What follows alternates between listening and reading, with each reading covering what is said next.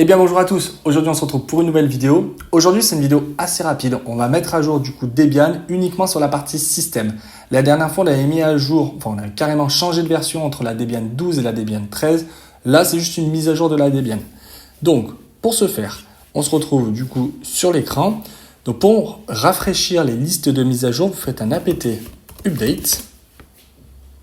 Donc il rafraîchit plutôt les paquets via des listes qui sont dédiées dans le fichier source list. Donc là pour ma part on voit que j'ai 56 paquets à mettre à jour. Donc on va faire un apt upgrade. On fait entrer. Après le chargement de l'apt update, on se retrouve sur cet écran là. Donc il m'indique qu'il va mettre à jour deux nouveaux paquets. Un nouvellement installé, donc c'est un changement de version. Il va en enlever 0 et 57 qu'il ne va pas mettre à jour. Toute cette opération-là va prendre 110 mégas sur ma VM. Donc, moi, je souhaite accepter. Donc, je fais oui. Donc là, on voit qu'il met à jour le kernel. Donc, il passe en version 6.12.41, alors que moi, j'avais la version 6.12.38.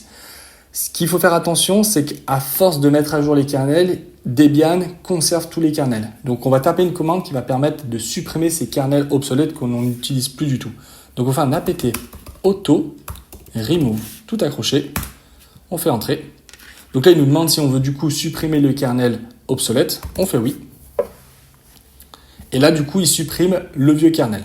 Donc voilà, donc l'apt auto remove a supprimé le vieux kernel.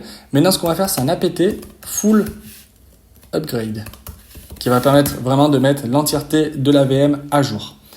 Donc là, on voit du coup qu'il y a les fameux 57 paquets qui n'étaient pas mis à jour au départ. Donc là, on va faire oui. Donc là, du coup, il m'installe vraiment la totalité de toutes les mises à jour. Donc toutes les commandes, du coup, sont disponibles dans l'article, en description, sur mon site internet.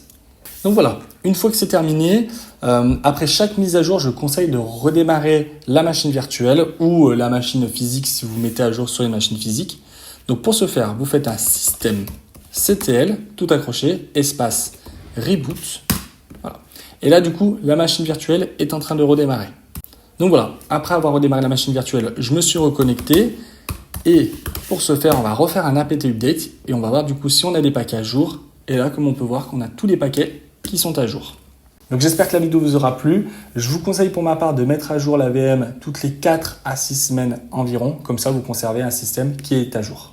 On se retrouve à la prochaine pour une nouvelle vidéo. Salut!